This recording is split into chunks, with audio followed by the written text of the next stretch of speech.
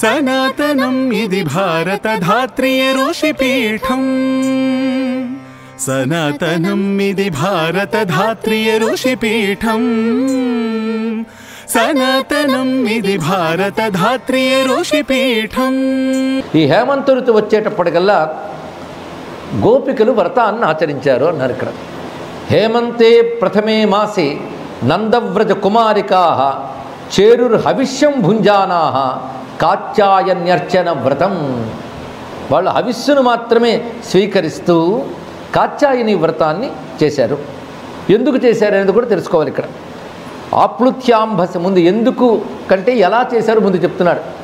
వాళ్ళు అరుణోదయ వేళలోనే లేచి ఆప్లుత్యాంభస కాళింద్యా జలాంతే చౌదితే రుణే ఉదితే అరుణే అరుణోదయ వేళలోనే లేచి కాళిందీ నదిలో అంటే యమునా నదిలో స్నానం చేసి కృత్వా ప్రతికృతిం దేవీం కాత్యాయని దేవి యొక్క ఆకృతిని అక్కడ ఉన్నటువంటి సైకతిం ఆ మట్టితో ఇసుకతో అమ్మవారి ఆకారాన్ని చేసి అర్చన చేశారు. వాళ్ళ పని ఏంటంటే రోజు స్నానం చేయడం, అమ్మవారిని ఆరాధన చేయడం. కాత్యాయని అంటే కాలస్వరూపిణి మహా తేజస్వరూపిణి అమ్మవారు. ఎందుకు ఆరాధన చేస్తున్నారు వీళ్ళందరూ అంటే వాళ్ళు ఒక మంత్రాన్ని చెప్తున్నారు. అమ్మవారిని పూలమాలలతో కొబ్బరికాయ మొదలైన వాటితో ధూపదీపాదులతో అర్చించి నైవేద్యాలు సమర్పించి వాళ్ళు అంటున్న మంత్రము కాత్యాయని మహామాయే లేదా మహాభాగే మహాయోగిన్యధీశ్వరి నందగోపసుతం దేవి పతిం మే కురుతే నమః ఇతి మంత్రం జపం చేస్తా పూజాంచక్రుహు కుమారికా. ఇది కోరిక లేదు మంత్రం అన్నారు ఇక్కడ. అంటే ఇది కోరికను అమ్మవారి దగ్గర అడిగారు అని కాకుండా ఇది మంత్రంగా జపం చేశారు. వాళ్ళు జపం చేశారు ఇక్కడ. మాటి మాటికి ఆ శబ్దములను ఆవృత్తి చేయడాన్ని జపం అంటారు ఇక్కడ. కానీ మంత్రాన్ని జపం చేశారు. ఏమని? అమ్మ కాత్యాయిని, ఓ మహామాయా స్వరూపిణి, ఓ మహాయోగిని, అంతేకాదు అధీశ్వరి అంటే సర్వేశ్వరి అయిన జగన్మాత మాకు నందగోపసుతుని పతిని చేయము. అంటే కృష్ణుడు తమకు పతి కావాలని వీళ్ళందరూ కలిసి చేశారు. ఎప్పుడైనా పతి కావాలంటే ఒక ఆమె పతి కోసం చేస్తుంది. వీళ్ళందరూ ఒకే కోరికతో చేయడంలోనే కనబడుతున్నది. అందరి హృదయాల్లో అంతర్యామైన పరమాత్మనే పతిగా కోరుకున్నారు కనుక వీరు ఒకరు ఇద్దరు అని కాకుండా ఈ గోప కన్యలు, వీరు గోప కుమారికలు ఈ వ్రతాన్ని ఆచరిస్తున్నారు. ఇలాగా ఏవం మాసం వ్రతం చేరు కుమార్య కృష్ణచేతస కృష్ణచేతస్కులై అంటే చిత్తమంతా కృష్ణమయం చేసుకుని భద్రకాళీం సమానర్చుహు భద్రకాళీదేవిని అర్చన చేశారు. అంటే అర్చించిందేమో అమ్మవారిని, మనసు నిండి ఉన్నవాడు కృష్ణుడు. ఇది తెలుసుకోవాలి. అంతేగాని మా మనసులో ఉన్న దేవుణ్ణి తప్ప ఇంకో దేవుణ్ణి పూజించాం అంటే అది సనాతన ధర్మం కాదండి. ఇక్కడ ఇష్టదేవ ఒకటి ఉండవచ్చు, కానీ వేదం ప్రతిపాదించిన దేవతలందరికీ నమస్కారం చేసుకోవాలి. ఎందుకంటే నీ ఇష్టదేవతగా పరమాత్మను ఆరాధిస్తున్నావు కనుక ఆ పరమాత్మ స్వరూపాలు ఇతర దేవతలు కనుక ఇతర దేవతల్ని ఆరాధన చేయాలి. అదే మహానుభావుడు లీలాసుకుడు ఒక మాట అంటాడు, కనిపించే ప్రతి దేవతకి నేను సాష్టాంగ దండ ప్రణామాలు చేస్తాను. ఎందుకయ్యా అంటే వాళ్ళందరినీ ఒకటే కోరుకుంటాను, అందరి దేవతలకు నమస్కారం చేస్తాను. ఏం కోరుకుంటానంటే నందస్య పుణ్య నిచయే మమ భక్తి రస్తు. నందుని పుణ్యాల భాగ్యమైనటువంటి కృష్ణ పరమాత్మకై నాకు భక్తి సిద్ధించుగాక. ఏ దేవత ఆశీర్వదించిన భక్తి కలుగుతుంది కనుక అందరి దేవతలకు నమస్కారం చేస్తాను అన్నాడండి. అది ఉత్కృష్టమైనటువంటి భక్తి. అది అందుకే ఇష్టదేవత నిష్ఠ ఉండవచ్చు కానీ ఇతర దేవతను తక్కువ చేయరాదు. మొత్తానికి వాళ్ళు ఎలా చేస్తున్నారంటే ఉషసి ఉత్థాయ గోత్రైస్వైరన్యోన్యాబద్ధ బాహవ కృష్ణముచ్చైర్జగుర్యాంత్య కాళింద్యాం స్నాతు మన్వహం. వాళ్ళు ఉషస్కాలంలో లేచి అందరూ కూడా కలిసి ఒకరి చేతులు ఒకరు పట్టుకుని వస్తూ కృష్ణుని గురించి బాగా గానం చేస్తూ వచ్చి యమునా నది స్నానాలు చేస్తున్నారు. వారి జలోచను పాడుచు వారి జలోచనులు వారి వారికి వెట్కన్ వారి విహారము సలిపిరి వారి విహారములు జగతి వారికి కలవే. ఒక్క వారి అనే మాటతో ఎన్ని నడిపాడు. వారి విహారము సల్పిరి అంటే జలక్రీళ్ళాడారు. వారి విహారములు అంటే గోపకుల యొక్క ప్రవర్తనలు జగతి వారికి కలవే. ఈ సంసారాల పడులుకుంటాయా అన్నాడు ఇక్కడ. అంత కృష్ణ చేతస్కుని వారు ప్రవర్తిస్తున్నారు. ఇలా ఉండగా మొత్తం 4 రోజులు వ్రతం చక్కగా జరిగిందండి. ఈ 4 రోజుల వ్రతం చివరికి వచ్చేటప్పటికల్లా వాళ్ళు ఆ ప్రాతకాల స్నానానికి వెళ్ళారు. అప్పుడు కృష్ణ పరమాత్మ తన స్నేహితులతో సహా అక్కడికి వచ్చి స్నేహితులను దూరంగా ఉండమని చెప్పి తాను అక్కడికి వచ్చాడు. ఎందుకు వచ్చాడు? ఇక్కడ వస్త్రాపహరణ లీల అని స్పష్టమైపోయింది. కృష్ణావతారాన్ని మొత్తం గమనించకుండా, సరిగ్గా భాగవతం కానీ భారతం కానీ విష్ణు పురాణం కానీ ఏమి చెప్పిందో తెలుసుకోకుండా ఈ పైన చూసి కృష్ణుడు వస్త్రాలు అపహరించాడు అని వెక్కిలి చేష్టలతో మాట్లాడే వాళ్ళు ఉన్నారే, వాళ్ళు పాపాలు మూట కట్టుకుంటున్నారనడంలో సందేహం లేదు ఇక్కడ. ఎందుకంటే జరుగుతున్న ముందు లీలన్నీ తెలుసుకుని దాని అనుబంధంగా దీన్ని చూడాలి. అదేవిధంగా ఇక్కడ ఎందుకు వస్తున్నాడు కృష్ణుడు చక్కగా చెప్పారు ఇక్కడ మూలంలో. వయస్సై రావృతస్తత్ర గతః తత్కర్మ సిద్ధయే. వారు చేసిన కర్మని సిద్ధింపజేయడానికి వస్తున్నాడు. కనుక వస్తున్నవాడు ఎవరు? కృష్ణుడు అని కాదు, ఎవరు పతి కావాలని వారు వ్రతమాచరించారో వాడు వస్తున్నాడు, అది మరోరారు. కానీ ఎవరో స్త్రీలు ఏదో వ్రతం చేసుకుంటుంటే కృష్ణుడు రాలేదు. కృష్ణుడే పతి కావాలని ఎవరు తపస్సును ఆచరించి నెల రోజులు దీక్షను పెట్టారో వాళ్ళ కర్మ సిద్ధింపజేయడానికి వస్తున్నారు. ఎందుకంటే వాళ్ళు చేసిన కర్మలో వాళ్ళకి తెలియకుండా ఒక లోపం జరిగింది. అదేమిటంటే వాళ్ళు వ్రతదీక్షలో ఉన్నటువంటి వారు నదీ స్నానం చేసినప్పుడు వస్త్రరహితంగా స్నానం చేయరాదు. ఇది శాస్త్రం చెప్తున్నదండి. ఇప్పుడు బాత్రూమ్ స్నానాలు వచ్చి నానా రకాలు వచ్చాయి, కానీ వస్త్రరహిత స్నానం చేయరాదని వేదమే చెప్తోంది. నా నక్త స్నాయాం నా నగ్న స్నాయాం అని వేదంలో చెప్పబడుతున్నది. అంటే రాత్రి వేళల్లో స్నానాలు చేయరాదు. అంటే మామూలుగా ఏదో వేసవిలో ఇంటికి వచ్చి మా ఒంటి మీద నీళ్లు పోసుకోవడం కాదు. స్నానం అనేటువంటిది వేరు. ఆ స్నానం రాత్రి వేళల్లో చేయరాదు. అందరూ నదీ స్నానములు మొదలైనవి రాత్రి వేళల్లో అసలు చేయరాదు. ఏదో గంగానది మొదలైన వాటికి కొన్ని మినహాయింపులు ఉన్నాయి, కానీ సాధారణంగా రాత్రి వేళల్లో స్నానం అనకూడదు. రెండవది వస్త్రరహిత స్నానం చేయరాదు. చేస్తే ఏమవుతుందని పిశాచగ్రస్తమవుతుంది శరీరం అన్నారు. అప్పటికే పిశాచం లోపలికి దూరితే చెప్పినా వినరాదు, వేరే విషయం. ఎందుకంటే అనాచార దురాచారాల వల్ల శరీరాలు పిశాచగ్రస్తాలు అవుతాయి. శరీరం పిశాచగ్రస్తమైతే తెలియని బాధలు ఏర్పడి జీవుడికి ధర్మంపై భక్తిపై భగవంతుడిపై బుద్ధి వెళ్ళదు. అందుకే సదాచారం అంత అవసరం. ఎందుకంటే మనల్ని చూసేవాళ్ళు దేవతలు పిశాచాలు రెండు రకాలు ఉంటాయి. ఇప్పుడు మనం చూస్తూ ఉంటారు. సదాచార సంపన్నులు అయితే వీడు మావాడే అని దేవతలు వస్తారు, దురాచార సంపన్నులు అయితే వీడు మావాడే అని వాళ్ళు వస్తారు. వాళ్ళు వస్తే మాత్రం దుర్గతులు వస్తాయి, జాగ్రత్తగా ఉండాలండి. ఇవన్నీ సూక్ష్మ జ్ఞానములు. దీన్ని ఆధారం చేసుకుని ఋషులు ఇవన్నీ ఏర్పరిచారు. వీటిని భీష్మ పితామహుడు మహాభారతంలో చాలా చక్కగా వివరించి చెప్తాడు. సరే, ఇక్కడ కూడా ఒక సదాచారమే చూపిస్తున్నాడు. ఇక్కడ వాళ్ళు ఉత్సాహంతో ఆనందంతో స్నానానికి వెళ్ళినప్పుడు ఆ రోజున వస్త్రములు ఒడ్డును పెట్టి స్నానానికి వెళ్ళిపోయారు వాళ్ళందరూ కూడా. అప్పుడు ఏం జరుగుతుంది? ఇక్కడ అత్యంత రహస్యమైన ఒక అంశం ఉన్నదండి.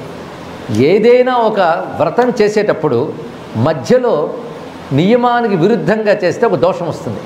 దాని పేరు ప్రత్యవాయ దోషము అని అంటారు ఇక్కడ. అయితే ఇవి దేనికి అంటే సకామంగా చేసే కర్మలకు ప్రత్యవాయ దోషం వస్తుంది. అందుకే ఆ దోష నిమిత్తం మళ్ళీ చివరికి వచ్చేటప్పటికల్లా చేయవలసిన మరికొన్ని ఉంటాయి. జ్ఞాతాజ్ఞాత ప్రాయశ్చిత్తార్థం అని చేస్తారు. యజ్ఞాలు చేసినా చివరికి వచ్చేస్తారు. అంటే తెలిసినంత మేరకు మనం ఏ తప్పు చేయకూడదు. తెలియక ఏదైనా జరిగితే చివరికి చేసేటువంటి ఆ హవనాదులు ఆ దోషాన్ని పోగొడతాయి. కనుక ఏ ఒక్కరు కూడా తెలుసుకుని జాగరూకులై ఏకాగ్రంగా చేయాలి. అది అయితే ఎంత మనం చేసినా ఏదో తప్పు వచ్చిందనుకోండి, దానికి ప్రాయశ్చిత్తాలు ఉన్నాయి. అయితే ఇవి సకామ కర్మలకి. ఇవి నిష్కామంగా ప్రేమగా భగవదర్పణ బుద్ధితో చేసినట్లయితే వాళ్ళకి తెలుసో తెలియకో ప్రత్యవాయ దోషం ఏర్పడితే, నీ తెలుసో తెలియక అన్నది తెలుసో తెలియకో గ్యాప్ ఇవ్వలేదు. తెలిసి తెలియకని ఉద్దేశం చెప్పాడు. తెలిసి తెలియక కానీ ఏదైనా వాళ్ళు ఒక దోషం చేసినట్లయితే నిష్కామ కర్మలో మాత్రం ప్రత్యవాయ దోషం లేదన్నారు. సకామ కర్మలు ఉంటుంది. ఇప్పుడు వీళ్ళు చేస్తున్న సకామ కర్మ నిష్కామ కర్మ, ఇది ఆలోచించవలసిన అంశం అండి. ఇక్కడ వస్త్రాపరణ లేలు వాములు కాదు, సకామమే కదా. కానీ భగవత్కామన సకామం కాదు, అది రహస్యం. అనుకగా భగవంతుడిని కోరుకోవడం అనేది సకామం కిందకి రాదు. అది నా కామయమాన నిరోధ రూపత్వాత్త నారదుడు భక్తి సూత్రంలో ఇదే చెప్పాడు. ఎందుకంటే లోకం విషయంలో వేరు, భగవద్ విషయంలో వేరు. కనుక వీళ్ళది భగవత్కామనే, ఏది భౌతిక దృష్టితో చూస్తే. కానీ భగవంతుడు ఎక్కడో ఉండి వీళ్ళు ఆయన భావిస్తూ కోరుకున్నది కాదు, అక్కడ ప్రత్యక్షమైన భగవంతుడిని వాళ్ళు కోరుకుంటున్నారు. అందుకే పరమాత్మ సగుణ రూపం ధరించినప్పుడు భక్తులు ఆయన పొందడానికి యోగ్యులైనటువంటి వారై వాళ్ళు కూడా పుట్టినప్పుడు భగవంతునిపై వారు ఆ కోరికతో ఉండడం అవతార కాలంలో దోషం రాదు అని చెప్పడం ఇక్కడ. పైగా భగవంతునిపై కోరిక కిందకి రాదు. ఆ తర్వాత కృష్ణుడే వ్యాఖ్యానిస్తాడు. కానీ ఈ ఘట్టం ఏదో వస్త్రాపరణం దాటేయడానికి లేదు. నీకు నిజంగా సందేహం ఉంటే ఒళ్ళు దగ్గర పెట్టుకుని మఠం వేసి కూర్చొని గురువుల ద్వారా విను. సుఖయోగిందుడు ఏం చెప్పాడో సరిగ్గా వినంత. ఇక్కడ వింటే మాత్రం ఉదాత్తత దీనిలో కనబడుతుంది. ఇక్కడ భగవానుడు ఎందుకు ఇలా వచ్చాడు అంటే ప్రత్యవాయ దోషం లేకుండా చేయడానికి వచ్చేట వాళ్ళకి ఇక్కడ కూడని పని చేశారు కదా, అప్పుడు ఇన్నాళ్ళ వ్రతం ఏమైపోతుంది, వ్యర్థమైపోతుంది. కానీ ఇన్నాళ్ళ వ్రతం వ్యర్థం కాకుండా ఉండడానికై భగవానుడు వచ్చి ఈ లోపం సవరిస్తున్నాడు. అది తత్కర్మ సిద్ధయ్యే అనేటువంటి మాటలు ఉన్న అంతర్యం. అందుకే గోపికల్ని సకామం అనరాదు. మరి కామమే కదండి, కామోత్కంఠిత గోపికలు మీరే చదివారు కదా అంటే అక్కడ లక్ష్యం ఏదో దాన్ని బట్టి దీని లక్షణం ఏర్పడుతుంది అని. ఇక్కడ లక్ష్యం ఎవడు? భగవానుడు. ఎవడు కామాది వికారములకు అతీతుడో వాడి యందు పెట్టుకున్న కామం కామం కాదు, అది నిష్కామ కర్మ వంటిదే. ఎందుకంటే సకామ కర్మకి ఫలం కోరుకున్నది లభిస్తుంది. ఇప్పుడు భగవత్కామనతో వీళ్ళు కోరుకున్నది లభించడం అంటే ఏమిటి? భగవద్ అనుభూతి. భగవద్ అనుభూతి అంటే ఏమిటి? కైవల్యమే కదా. కనుక వీళ్ళు కోరుకున్న దేన్ని? మోక్షమే. మోక్షం కర్మ కిందకి కామం కిందకి రాదు కదా. కనుక వీళ్ళు దాన్ని ఏమనాలి? ఇప్పుడు సకామంలా కనబడిన నిష్కామమే గనక భగవానుడు ఆ దోషం పోగొట్టడానికి తానే వచ్చాడు. ప్రత్యాయ దోషం తీసేస్తున్నాడు ఆయన. అందుకొచ్చేది వీళ్ళకి తెలియలేదు. మొత్తానికి ఆ వస్త్రాలు తీసుకుని అక్కడున్న చెట్టుపై ఉన్నాడు ఆయన. తర్వాత వాడు స్నానం పూర్తయి చూసేటప్పటికల్లా వస్త్రాలు కనబడలేదు, పైన కృష్ణుడు కనబడ్డాడు. వెంటనే భవత్యో ఆయన అడుగుతున్నారు, శ్యామసుందర తే దాస్య కరవామ తవోదితం దేహి వాసాంసి ధర్మజ్ఞ నోచేద్రాజ్ఞే బ్రువామహే. మేము నీకు దాసులము. దాసులు అంటే ఏం చెప్తా చేసేవాళ్ళు దాసులు, కింకరులు గనక. అది కరవామ తబోదితం, నువ్వు చెప్పింది చేయడానికి సిద్ధంగా ఉన్నావు. దేహి వాసాంసి, మా వస్త్రాలు మాకు ఇచ్చేసాయి, లేకపోతే రాజుగారికి చెప్తా ఉన్నట్ట.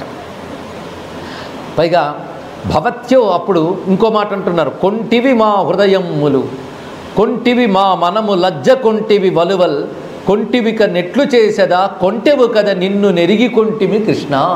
ఆ కొంటె శబ్దంతో ఎంత కొంటెగా రచించారని పోతన గారు ఇక్కడ. ఆ విధంగా స్తుతించి అప్పుడు కృష్ణుడు అంటున్నాడు, నిజంగా మీరు అన్న మాటల మొదటిదేమిటి? దాసులమయ్యో, ఏం చెప్తే చేస్తామన్నారు కదా. సరే, మీరు అత్రాగత్య స్వాంసాంసి ప్రతిచ్ఛంతు శుచిస్మితా. మీరు కపటం లేని నవ్వు నవ్వుతున్నారు మీరు, అది శుచిస్మితా. పైగా భవత్యో యది మే దాస్యో మయోక్తం వా కరిష్యథ. మీరు నాకు దాసీజనమైనట్లయితే నేను చెప్పించేయాలి కదా. అయితే ఇక్కడికి మీరే వచ్చి వస్త్రాన్ని స్వీకరించండి అన్నాడు. ఇక్కడ ఉన్నవారు ఉన్నట్లే రావాలి. ఎలా నదిలో దిగారో అలా వచ్చి నా చేతి నుండి వస్త్రాలు స్వీకరించినట్లయితే మీకు వ్రతలోపం కాకుండా అనుగ్రహిస్తాను అన్నాడు. ఇక్కడ నిర్వికారంగానే భగవానుడు ఉన్నాడు. భగవానుడు నిర్వికారం లేదు. అవతలవాడిలో వికారం వచ్చినప్పుడు వీళ్ళకి సిగ్గుకి ఆస్కారం ఉంది. అవతల వాళ్ళ వికారం లేనప్పుడు వీళ్ళకి సిగ్గు అవసరం లేదు.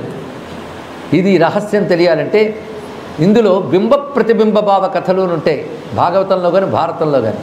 ఒక కథ వచ్చినప్పుడు మరో కథతో దాని సమాధానం చెప్పాలి. అది మొట్టమొదటి స్కంధాల్లో మనం చెప్పుకున్నాం.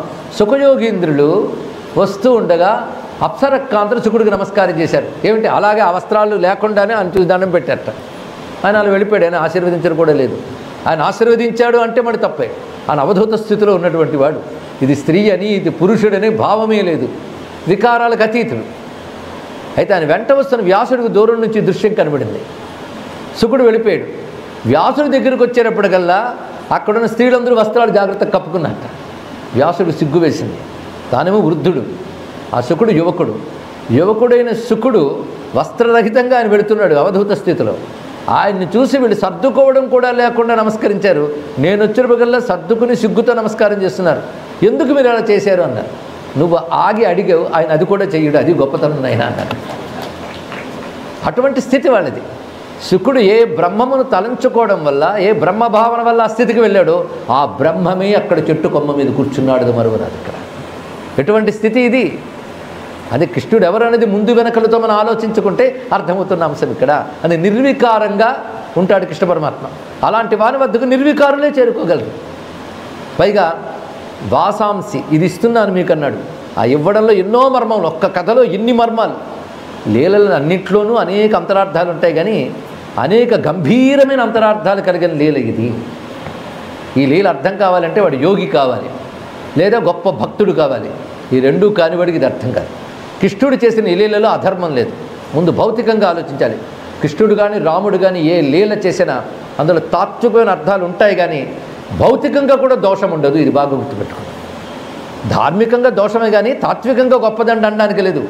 మా రాముడు కానీ కృష్ణుడు కానీ ఏది చేసినా ధార్మికంగా తాత్వికంగా యోగపరంగా కూడా సత్యమే ఉంటుంది తప్ప తప్పు ఉండదు. తప్పు లేని వారు రాముడు కృష్ణుడు తెలుసుకుంటారు. నిష్కల్మషమైన పరిపూర్ణమూర్తులు వారు ఇక్కడ. అయితే తప్పు అనిపించిందంటే అది నీ బుద్ధి తప్పదు. ఇక్కడ నీకేం ధర్మశాస్త్రం తెలిసిని, ఏం ధర్మం తెలిసిన అందులో ధర్మం ఉందా లేదా చర్చ చేస్తాం. ఏం చదివో ధర్మం గురించి, యోగం గురించి ఏం తెలుసు, తత్వం గురించి ఏం తెలుసు. అది మహాత్ముల ధర్మాల గురించి సామాన్యులు మాట్లాడరాదు తెలుసు. ఇక్కడ గమనించవలసిన అది ప్రధానమైన అంశం. మొత్తానికి ఇక్కడ స్వామి మాట్లాడుతున్న మాటలు గమనించిన, పైగా చెప్తున్నాడు ఇక్కడ ఆ మాటల్లో ఒక గురువు ఉపదేశిస్తున్నట్టు ఉంటుంది కానీ ఎక్కడ కొంటెదనం కానీ అవహేళన కానీ ఎక్కడ లేదండి. కృష్ణలీలలో ఎక్కడ లేదు, గుర్తుపెట్టుకోండి.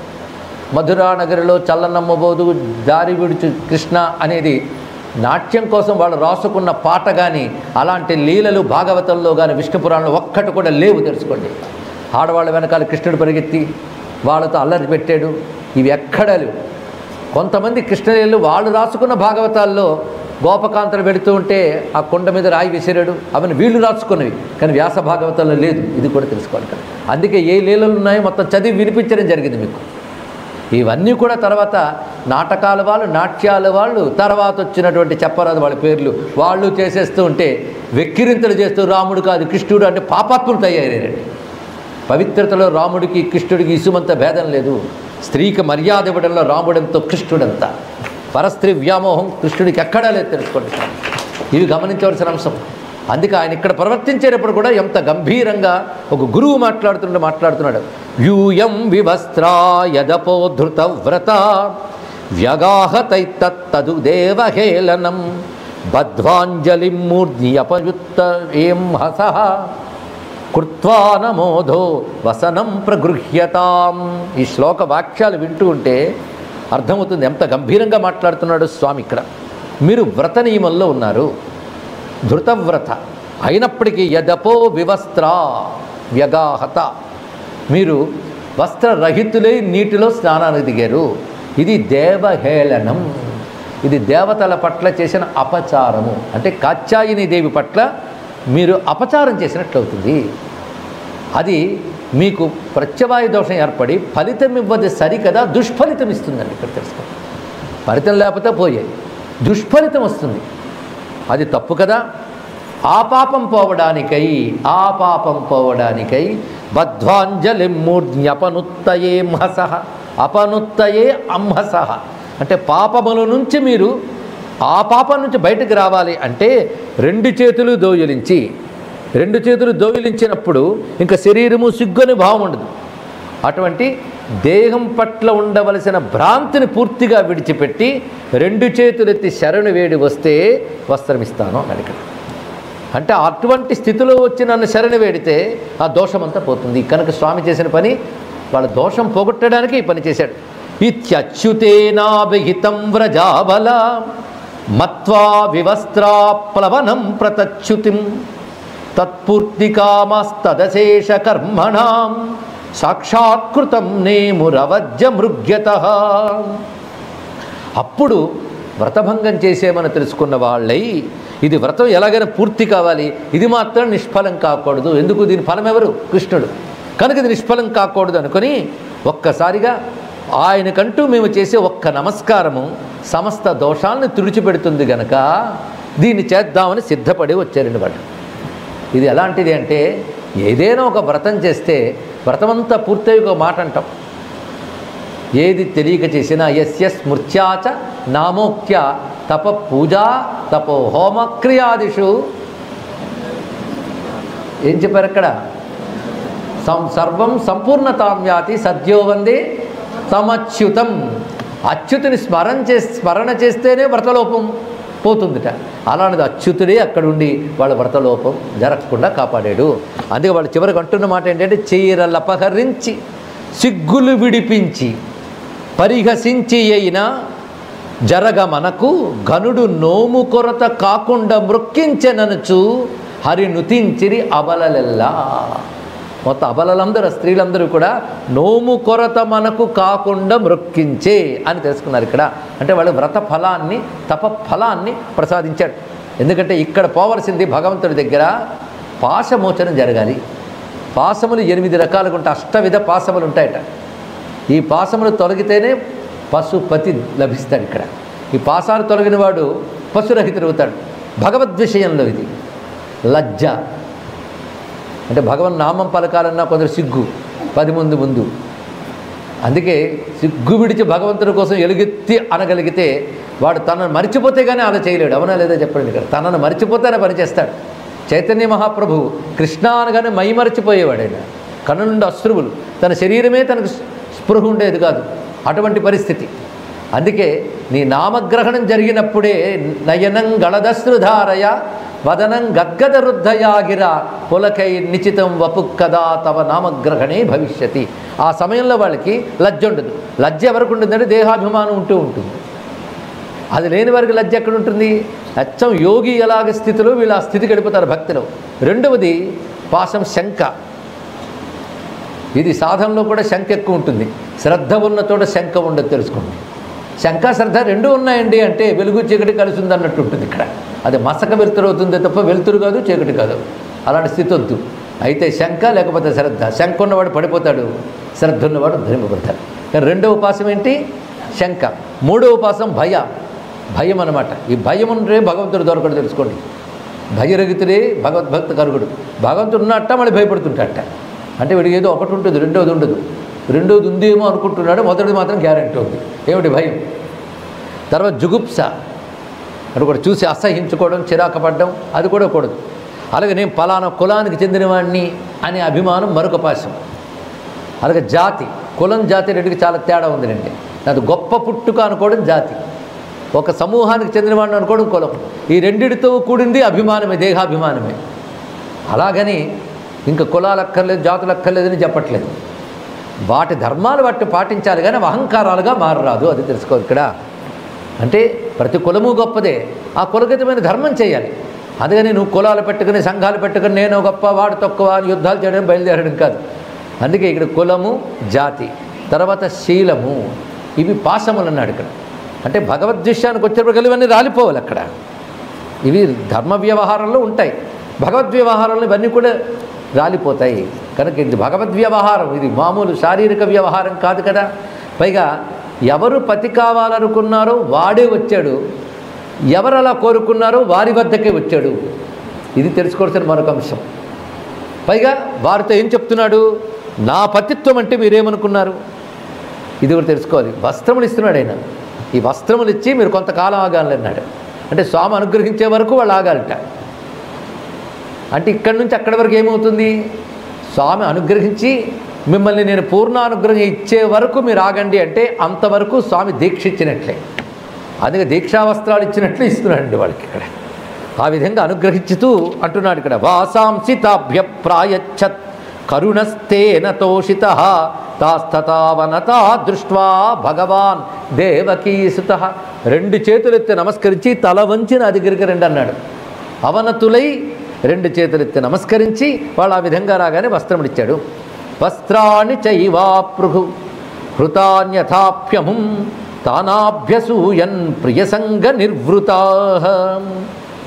వారందరూ కూడా కృష్ణుని పట్ల ఏమాత్రము తప్పు పట్టలేదు. వాళ్ళకి తప్పు అనిపించలేదుట. తప్పు ఉంటే కదా అనిపించడానికి. తాసాం విజ్ఞాయ భగవాన్ స్వపాదస్పర్శ కామ్యయా ధృతవ్రతానాం సంకల్పం ఆహ దామోదర అబలాహ. వాళ్ళు ఏమీ అడగలేదండి భగవాను. ఆ కాత్యాయనీదేవి దగ్గర మాత్రం రోజు జపం చేశాడు. తీరా స్వామి కనబడ్డాక నందగోపసుతం దేవి పతిం మేకురు తే నమః అన్నారే, అలాంటిది నందగోపసుతుడే వస్తే ఆయన దగ్గర ఏమీ అడగలేదు. ఆయన మీ వ్రతం సఫలమవుతుంది అన్నాడు, అంతే, చాలదా? అయితే వారి యొక్క కోరిక ఆయనకి తెలుసు. స్వపాద స్పర్శ కామ్యయా ధృతవ్రతానాం, నా పాదాన్ని స్పర్శించాలనే కోరికతో వాళ్ళు ఉన్నారు. అంటే స్వపాద స్పర్శ అంటే నా పదమును అంటుకోవాలనే కోరికతో. నా పదము అంటే నా పాదము, నా పదం అంటే కైవల్యము, దాన్ని అంటాలనే కోరికతో వీళ్ళున్నారు అని తెలుసుకుని వాళ్ళతో స్వామి మాట్లాడుతున్నాడు. ఇక్కడ స్వామి యొక్క యోగీశ్వరుడిగా మాట్లాడుతున్న మాటలు అద్భుతమైన ఈ లీలా తత్వాన్ని మనకు అందిస్తాయి. సంకల్పో విదిత సాధ్యో భవతీనాం మదర్చనం మయోనుమోదిత సోసౌ సత్యో భవితుమర్హతి. మీరు నన్ను పూజించాలనే సంకల్పంతో ఉన్నారని నాకు తెలుసు. మీ సంకల్పం నాకు ఆమోదమే, అది సత్యం అవడానికి తగినదిగా ఉంది అన్నాడు ఇక్కడ. అంటే మీ సంకల్పం నెరవేరుటకు తగినదిగా ఉన్నది, అంటే దానికి తగ్గ హృదయ శుద్ధి మీకున్నది, దానికి తగ్గ సమర్పణారూపమైన వ్రతాచరణ మీరు చేశారు అంటూ ఇందాక చెప్పుకున్నామే. భగవంతుని మీద కామం కామం కాదన్నమాట భగవంతుడి తర్వాత శ్లోకంలో చెప్తున్నాడు. నా మయ్యావేశిత ధియాం కామ కామాయ కల్పతే భర్జిత క్వథిత ధాన ప్రాయో బీజాయ నేష్యతే. నా మయి ఆవేశిత ధియాం, ఆవేశిత ధియాం అంటే నాయందు బుద్ధిని ప్రవేశింపజేసిన వారు. ప్రవేశము ఆవేశము రెండు ఒకే అర్థములండి. ప్రవేశించుట అంటే ప్రకృష్టముగా విశనము, ఆవేశం అంటే ఆసమంతాత్ విశనం. సంపూర్ణముగా బుద్ధిని నాయందు సమర్పించిన వారు నా పట్ల చూపించే కామము కామము కింద అనరాదు.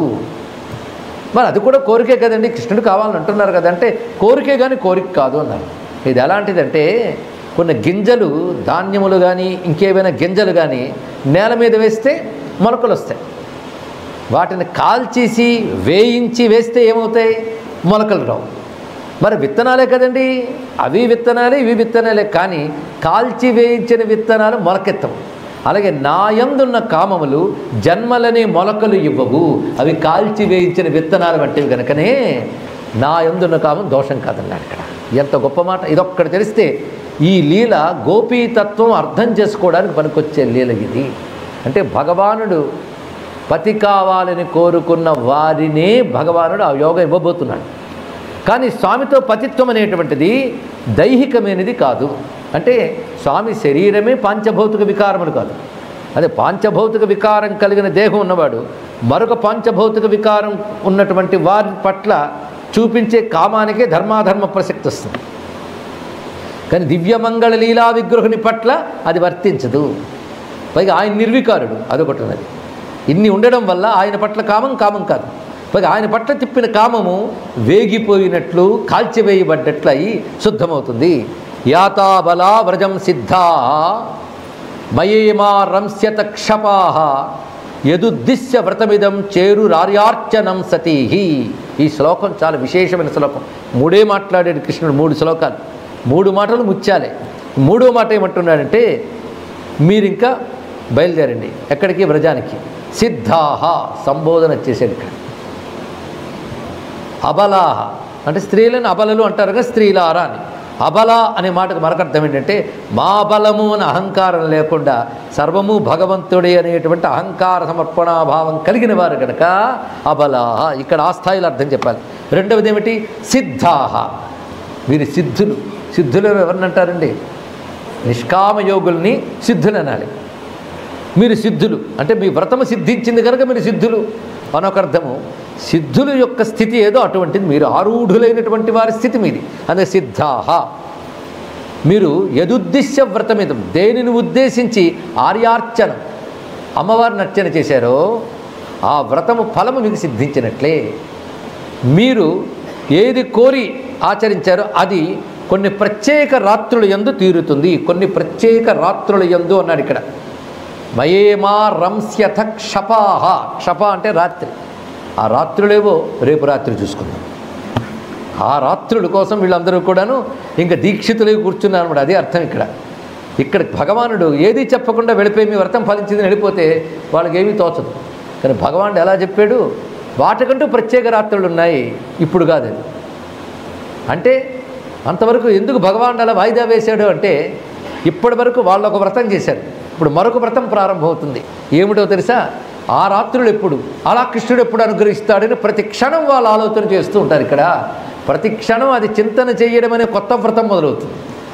ఆ వ్రతం పూర్ణమై సిద్ధించాలి, అప్పుడు ఆ రాత్రి వస్తుంది తెలుసుకోండి. ఇక్కడ ఇది రహస్యం. ఇందులో అన్ని మర్మములు ఉన్నాయండి ఒక్క లీలలో. ఇక్కడ పైగా వాసాంశ జీర్ణాన్ని యథావిహాయ తెలిస్తేనే కొంతమేరకు ఇది అర్థమవుతుంది ఇక్కడ.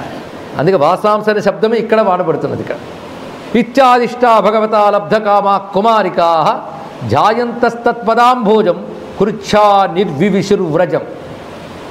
ఇలాగా లబ్ధకాములై అంటే అభీష్ట సిద్ధి పొందినటువంటి కుమారికలు, వాళ్ళందరూ కుమారికలే. అంటే ఎవరు? పెళ్లి కాని వాళ్ళే వాళ్ళందరూ కూడా. కృష్ణుడు ప్రత్యేకమైన రాత్రులని చెప్పాడు ఇక్కడ. కనుక ఆ ప్రత్యేక రాత్రులకి ఎంతకాలం గడిచిందో మనకు తెలియదు. అంతవరకు వాళ్ళందరూ కూడా వియోగంతో, నిరీక్షణ అనే యోగంతోనే ఉన్నారు వాళ్ళందరూ. పైగా ఆ సమయంలో వాళ్ళు ధ్యాయంతస్తత్పదాంభోజం, ఆ కృష్ణ పాదపద్మాలని ధ్యానిస్తూ కృచ్ఛ్రాత్ నిర్వివిసుర్వ్రజం, చాలా కష్టం మీద గోకులానికి వెళ్ళారట. అంటే గోకులానికి వెళ్ళడం కష్టం, ఎందుకంటే మహాయోగి పరమాత్మతో రమించేవాడిని మళ్ళీ ప్రపంచం వైపు రమ్మంటే చాలా కష్టం ఆయనకి. అలాగే అతి కష్టం మీద వ్రజానికి చేరుకున్న వాళ్ళు అందరూ కూడాను ఈ విధంగా స్వామి వాళ్ళని ఇలాగ అనుగ్రహించాడయ్యా అని చెప్పారు.